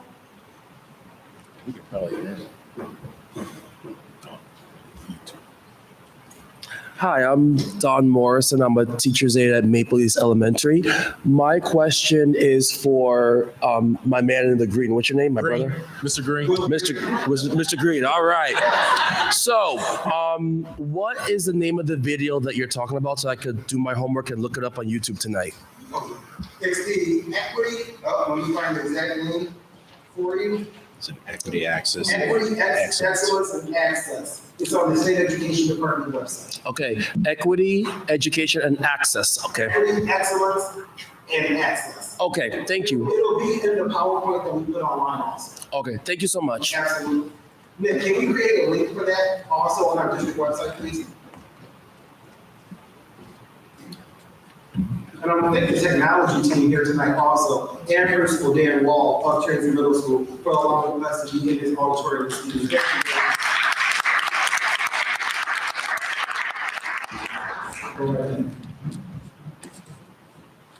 Thank you so much. This panel was really fascinating and informative. I was really interested in this concept of curricular requirements. And I wanted to know if you could talk a little bit more about finding balance between centering joy and also still teaching students what they need, what we need them to know about some of the horrific things that have happened in our past. As a social studies educator, as a history educator, I'd be really interested in how you see that how you see striking the balance. You want to take that? You want me to take it? We can take them both. You Okay, want go to go? ahead. Okay. Start with your violence. So, all right, everyone's gonna leave here like that guy said curriculum violence, all right? But at least it's stuck, all right? At least it's stuck. So I'll try to be short. So I was working with a group of teachers, fourth grade teachers. In the fourth grade, there's a unit of study where you have to teach about Native American people, right? And so what these teachers did is the first thing right off the bat, they renamed their curriculum. They renamed their curriculum to emphasize the Haudenosaunee. So they immediately took away the, we're not going to refer to them as the Iroquois, the Seneca. We're going to call them by their French names. We're going to call them by the names in which they want us to call them by. Now, as they were going into this, and we had conversations about this, talking about the oppression that takes place with indigenous cultures is part of the curriculum. But what they decided to do was not use that as the entry point. Instead, their entry point was talking about indigenous authors, talking about indigenous culture. So there's your brilliance, there's your excellence. They talked about the indigenous culture on the impact of New York, on New York as a state. And then their fourth learning goal was to talk about oppression. So it's not so much they took the tragedy off the table altogether. It wasn't their entry point, right? Because we still have to be able to talk about what happened, what is happening to indigenous people. So we don't take that off the table, but we're more intentional in the design and where it shows up.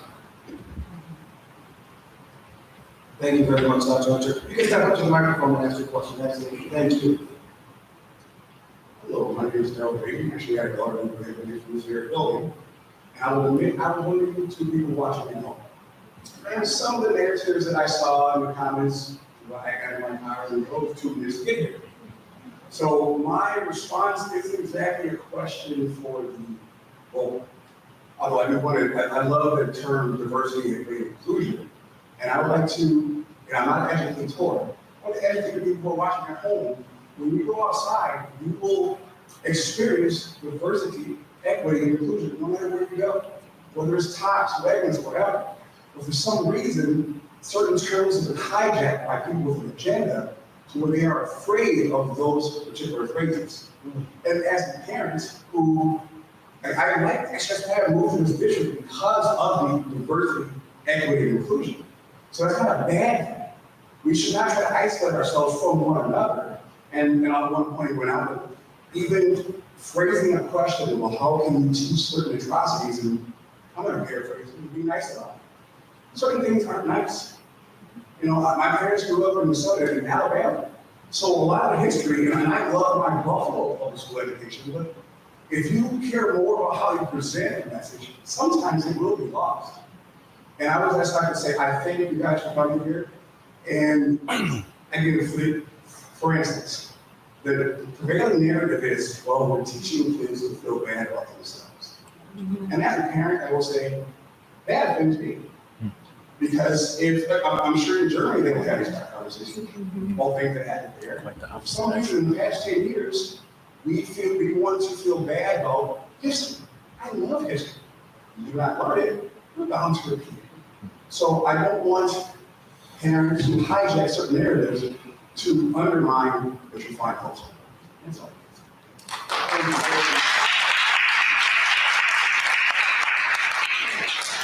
Dr. Brown, can I speak to that? Because I think there's some overlap to the last comment about the curricular violence. And I think this is important to highlight the need to really mail social emotional supports to all the activities within the school. I've heard some horror stories about Black History Month and how the information was presented.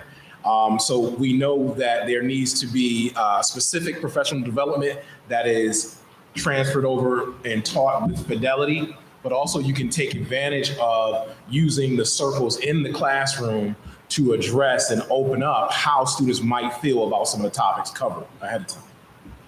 You know, if I can also, oh, go ahead. No, go ahead. I'm sorry. Warming up. Yeah. I just want to quickly state that when we teach, we do have to teach the unvarnished truth.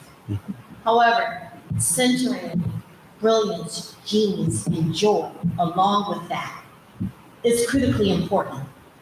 So when we're talking about, for example, how the banking system in America perpetuated a cotton economy that perpetuated enslaved people's, the atrocities perpetuated on enslaved Africans.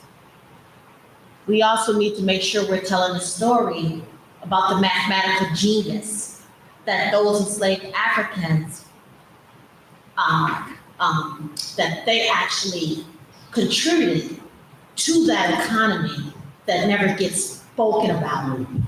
Their ability to know when to plant the cotton, when to take, how much this will actually make for, quote, the master, right? There's genius in that.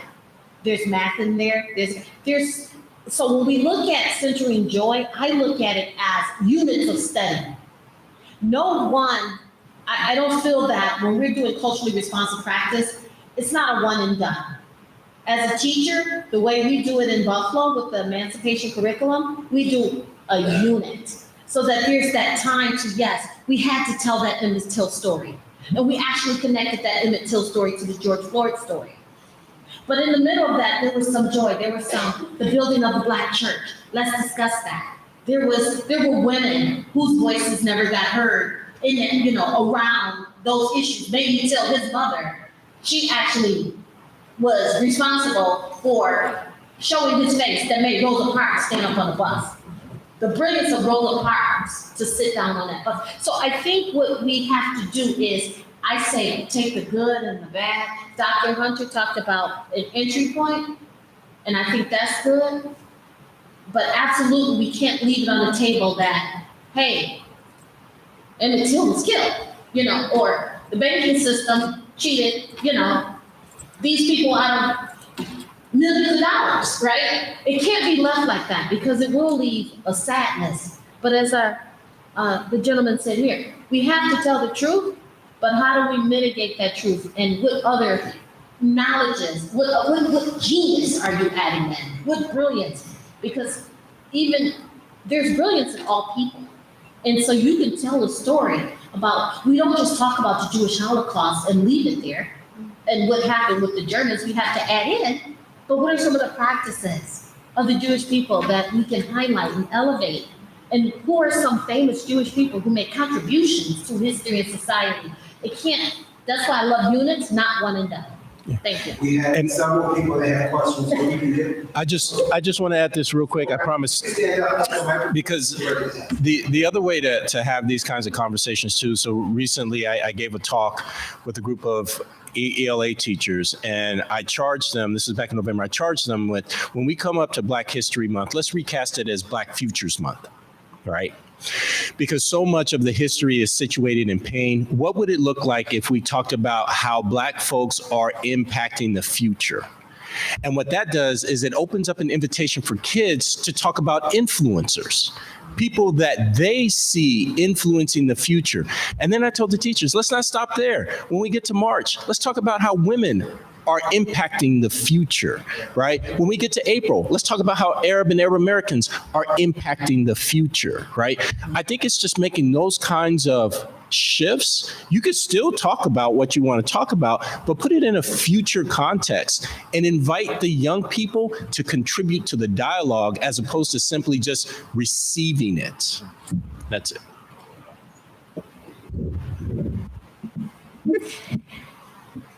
My question is about, I was sitting here listening and trying to figure out how to phrase this. With diversity, equity, and inclusion comes cultural background, religion.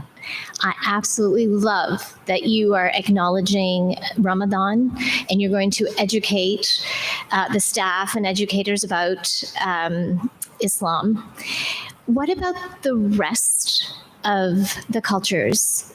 There's the Diwali for the Hindus. There is the Sikh community does Vaisakhi.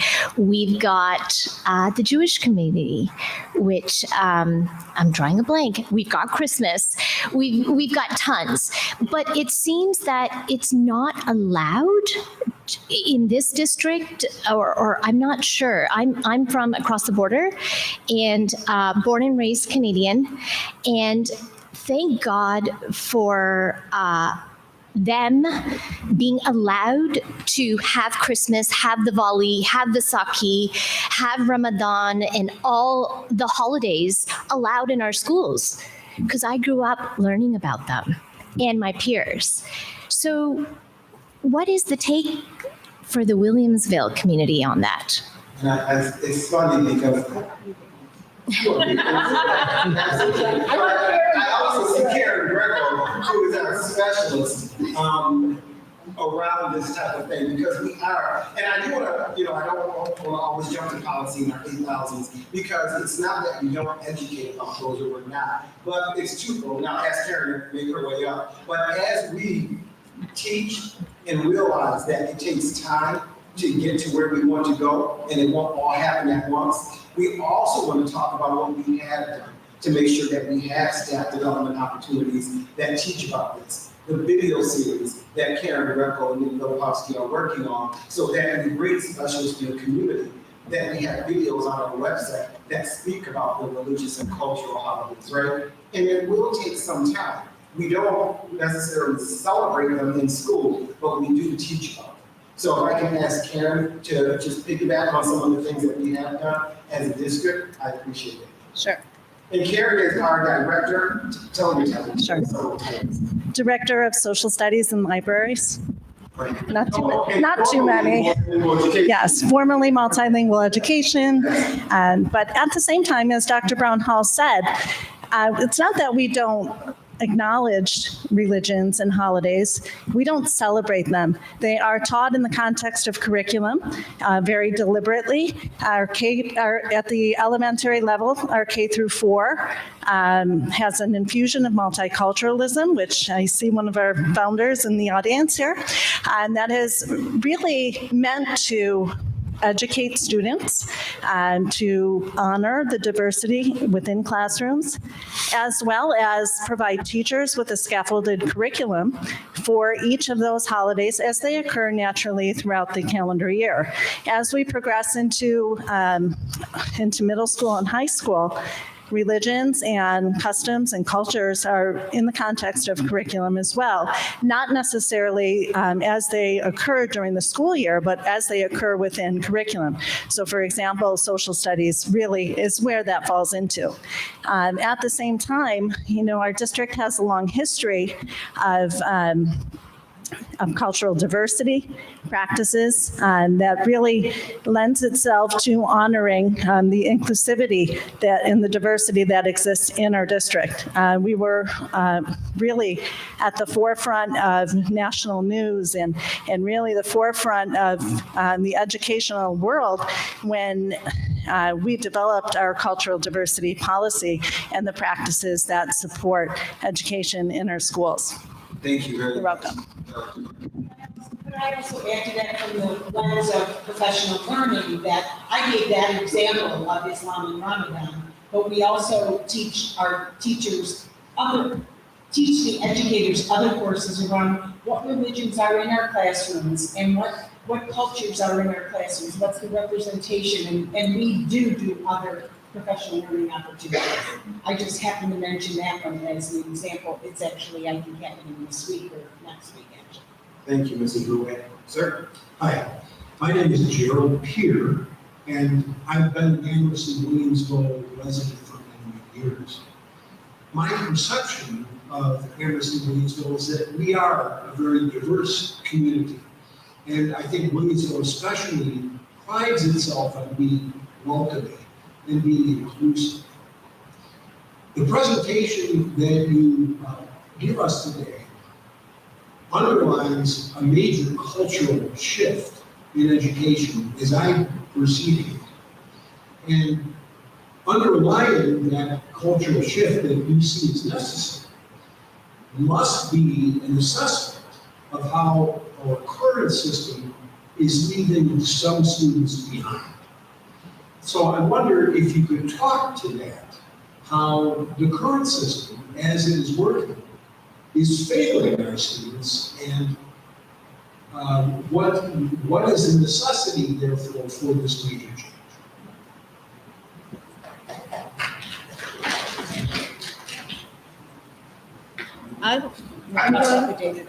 Can I speak on behalf? So I want to speak because we also want to make sure we identify that when we look at the data, and we looked at the data, the DEI committee looked at the data when we actually developed the DEI plan, we look for disproportionality.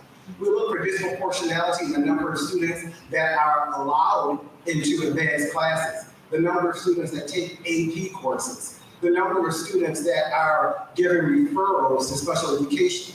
And we look for disproportionality so that we make sure that we don't have those inequities in our district. And we know that one way students learn best is when they see themselves in the curriculum. So that's why we have the push for DEI, so that we reduce that sense of disproportionality and so that all students are able to access the education by which we offer in our district.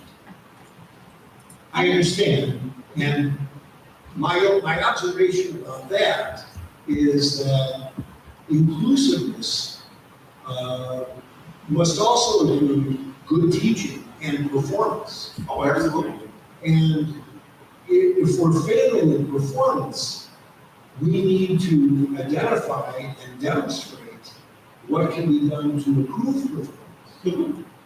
I'd like to respond just to the, I don't accept the premise that because we want to improve, we must be failing.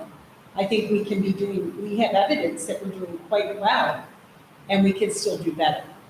And so, I mean, I think that is the ESSET approach that I want to take in figuring out what are we doing well. And we survey our teachers, and we look at the data, and we do climate surveys, and we analyze what we're doing well and how can we do it better. Just in the last week, I've been in 2 weeks, I've been in 3 schools where we've looked through a DEI lens of what are the things we're doing well right now and how can we build them. It doesn't mean we're failing, it means we're doing some things and we can even do better. I piggyback on him. Always looking to improve their practice, they truly are. I'm kind of short, so sorry. I'm piggybacking on what he was saying. When you just said the DEI lens, and earlier, I believe you said teaching history through the tragedy lens was not a good idea. Totally agree. I agree with we need to be globally competent, 100%.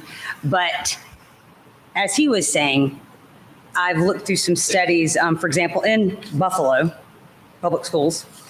This was in 2021. 18% of students were proficient in math, 20% were proficient in English. 1/3 of all students failed to graduate high school.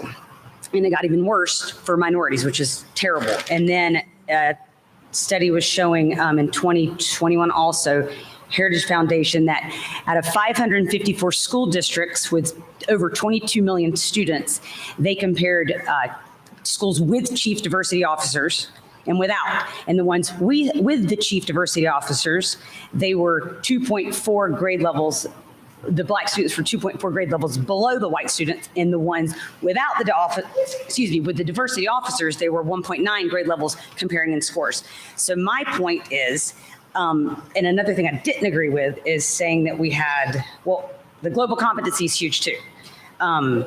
Global competency with math, with a lot of this is talking about history, and I do totally agree. History should be taught the good and the bad, because good and bad about everything. It makes kids appreciate things, but I don't appreciate that you said we do have I want to correct, born into biases. That means the kid born next to the other kid that day, because of just that melanin in their skin. That's what you said. I did. Not you. She did, I believe. Or was it you? I'm sorry. I might be misquoting. Okay, I'm sorry. Excuse me. Biological tendency to gravitate toward things that are like. Okay, but as human beings that are growing and trying to be better, we teach our kids to be kind to everyone. And I think it is great. Again, I like Williamsville that we are diverse. Yeah. Most people do. So.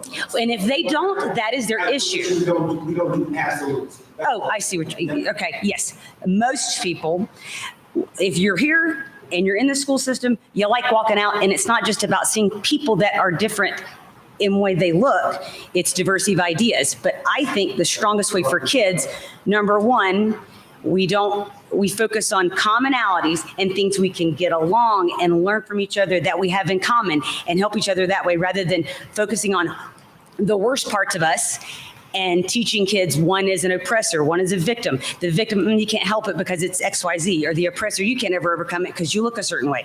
But the bottom line in schools, I want the teachers and the staff to be supportive of my kid if they have an issue. I want teachers to be aware of the differences of religions and family backgrounds and understand a kid with a certain kind of home life might need a little extra help, or having counselors that are well versed in this. But I think the bottom line in a school for global competency is, can the kids do calculus? What are the test scores like? Can they go out into compete with kids from China and Nigeria and Russia and Germany and South America?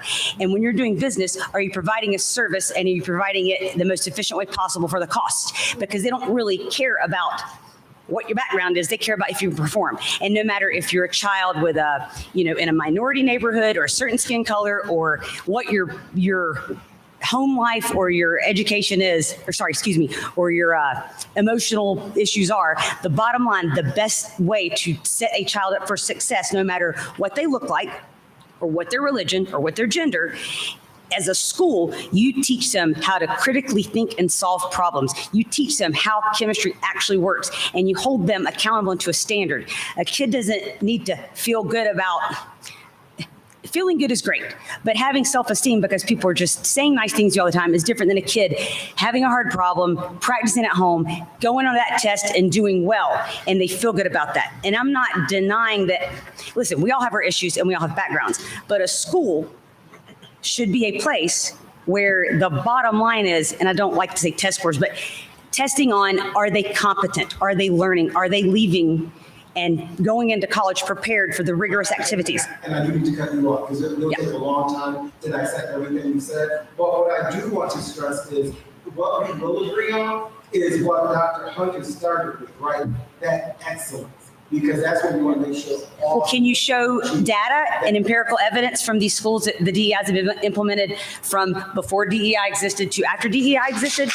Well, no, because I've researched it, and it's, I try to find it and you can't. And I've also called the school to see how much they're spending on these things and who's providing the curriculum.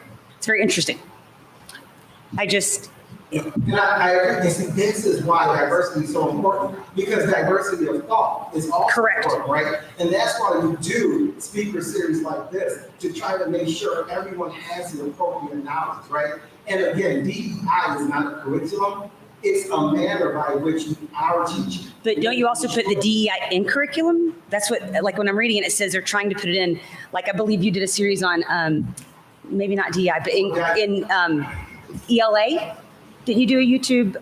Well, I just want to be very clear because I want to be clear about how I'm being represented, right, in the language. So what exactly are you asking me? Because what I do with teachers is I ask them, I say, let's look at your scope and sequence. Mm-hmm. Let's take something that you're already going to be teaching, and let's apply the principles of culturally relevant teaching to what you are already teaching. And those are the examples that I shared with you. So teachers who are already going to be teaching about Native American culture in fourth grade, they just changed the way in which they're going to do it. Sure. Teachers who are teaching the American Revolution, their question was a question about inclusivity. Right. Because historically, women and people of color, if they were even mentioned at all, it was a cursory mention. And I don't think none of this is bad or good. I think it's great to have different views, voices, and other kids be able to connect. Oh, I can relate to that. That's fantastic. But because I want empirical data and I want my kid solid as a rock on. Like I want my engineer to be excellent at math. I want, you know, my kid to be able to spell and have a great vocabulary. So they're intelligent when they speak. I want them well read on classics. I want them exposed to the good and bad of American history. But I want empirical data. When I think of it as like we're little school districts, or we're experimental areas, and I want to see, you know what, this school district that you might have experience with a school district in a certain county, and you say, wow, we implemented these things for a couple years. Look at how well these kids are doing. Not necessarily how many kids are in AP, but are the kids doing better than they did before? I don't necessarily want it to be a quota system. I want, because again, putting kids in a situation they're not ready for, that's giving them an opportunity to crash and burn. That's not fair either. And then preventing other kids that might, just based on their color or their culture or their religion. I want to see this data that says these test scores, and again, I hate emphasizing tests, but that's how we gauge it. These SAT scores, these test scores, this reading comprehension is through the roof with the DEI. That's what I want to see. You could show me that, I'd be like, okay, that's very appealing. But I don't see that in any literature I have read. So I could not know. You could provide for me. That'd be great if you put it on the website. But a lot of it is things that are more like, they sound great, and it's about getting along, and that's fantastic. But at a school, when I send them here for 6 to 8 hours, are they learning? Am I going to ask them things that, yep, that's my formula, and yep, this is how the heart works? Do you think your kids are learning now? That's not what I said. I want to see if you're going to get a program. No, I mean, I want a program. Do you understand where I'm coming from? I can appreciate what you're saying, but I haven't seen data in many places I've seen of that it improves education. I think we should all agree kids should be kind and treat each other great. It goes beyond that. It goes beyond. Correct, but it's a school for learning. Thank you for your Thank you very much. Question? Yes, hi, and thank you for the opportunity. First of all, I want to thank the committee and you putting this together for us, because the knowledge is very important. And I think how we see knowledge and how we see curriculum develop is very important. I'm also as a parent in the district, I'm new to the district, 3 years in the district, and I think I chose this district because I believe that it was an opportunity for my son and my daughter to become successful. So from a curriculum perspective, I'm very happy.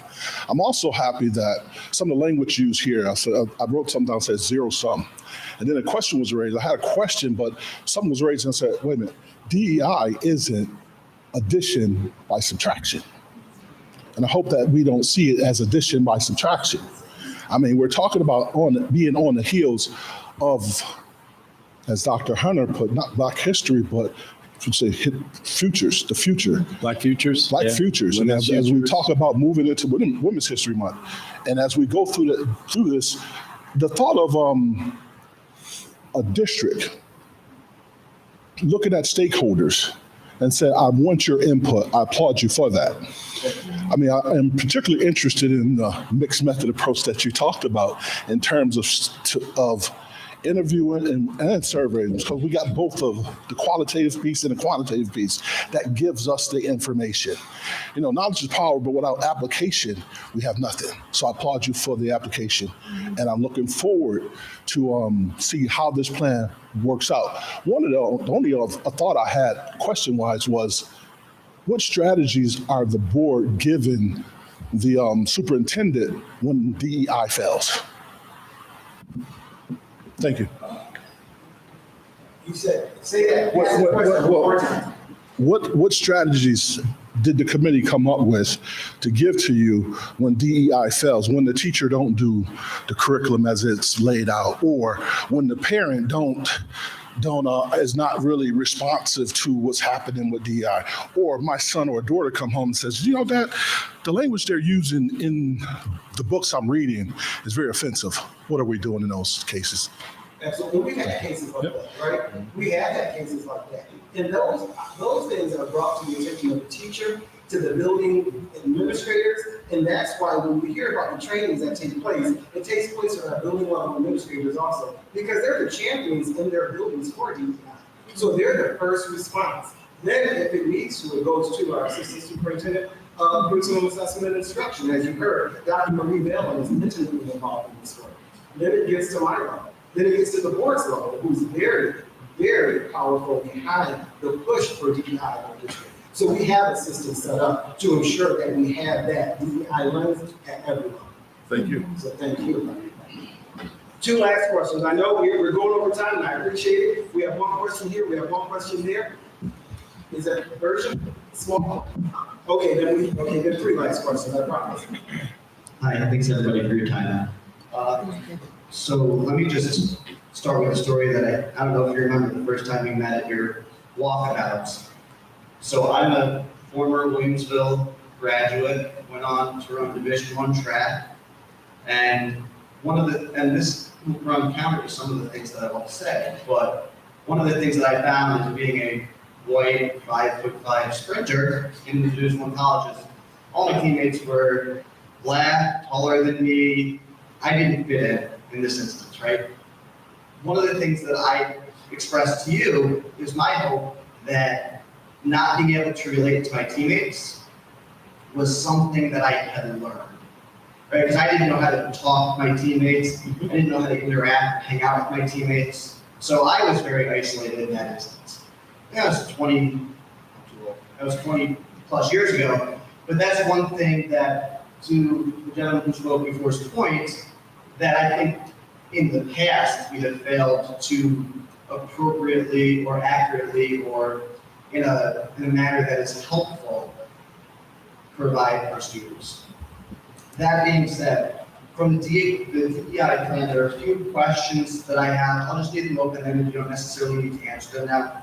My first is on goal number 5, where we talk about diversity in hiring.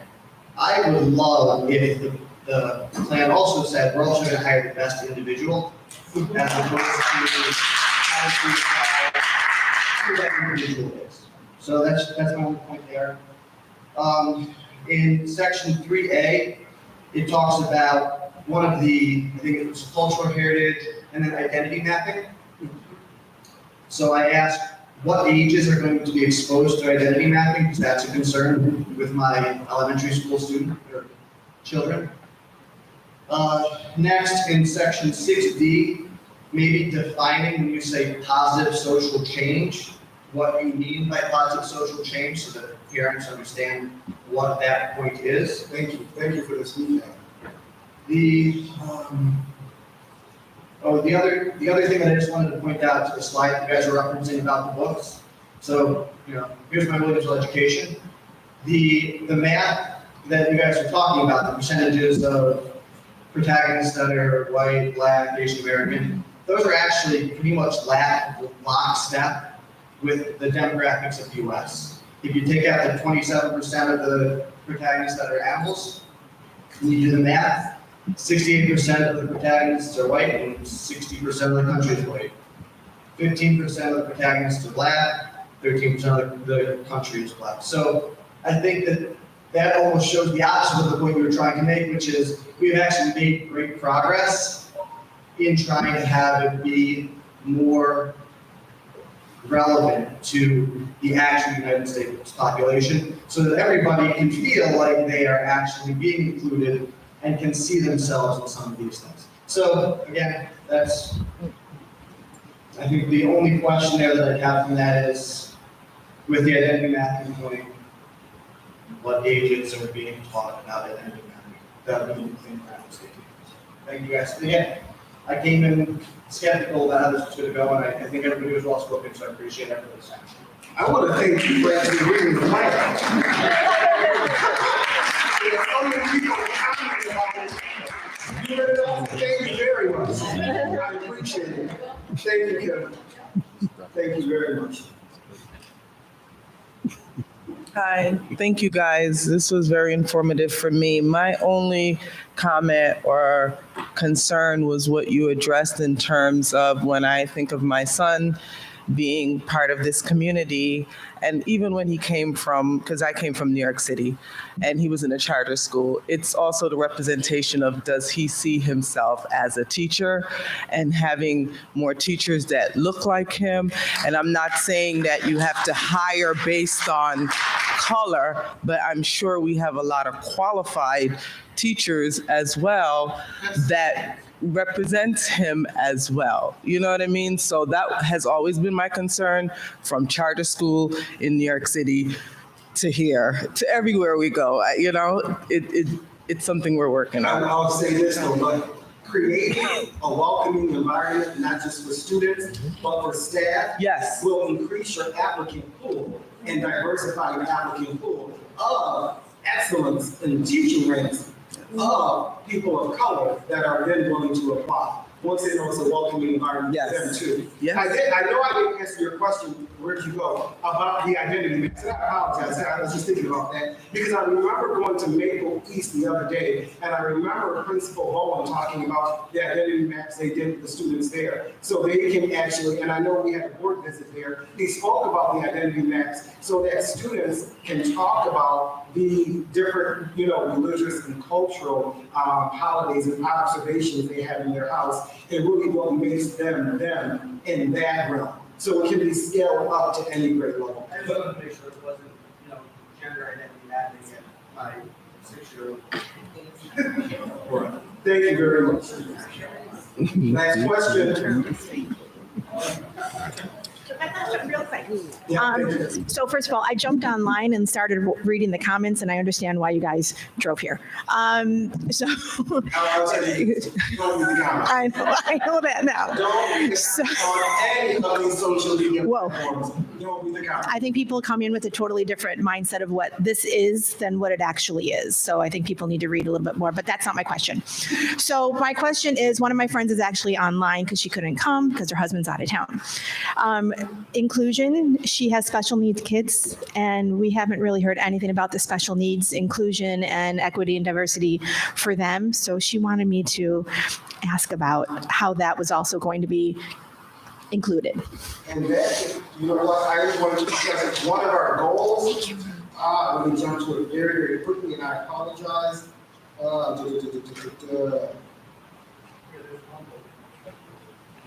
Because we talk about making sure that we have opportunities for all of our students, including our special needs students, to participate in all aspects of school, including the extracurricular activities. So that is something our district is definitely working on. Our board has pushed behind that. A lot of the work with SEPSA will be partnering stronger with them to even create a speaker series with SEPSA, So we do have a focus on that. I know board member Hewlin, along with other board members, really have a special education focus also to make sure our students are always included in the plans that we have in our schools.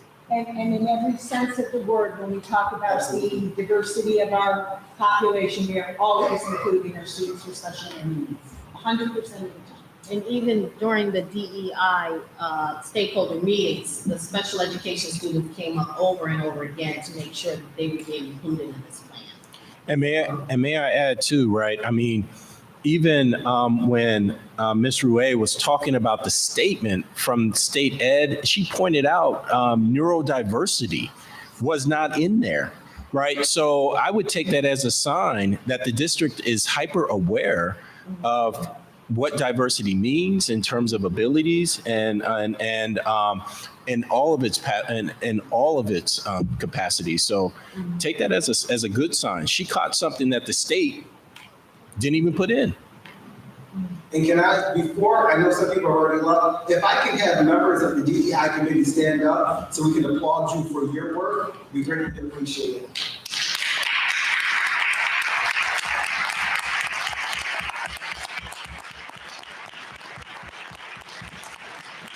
Thank you all for coming tonight. I thank everyone online for watching. If we can give another round of applause to Ms. Linda Rouet.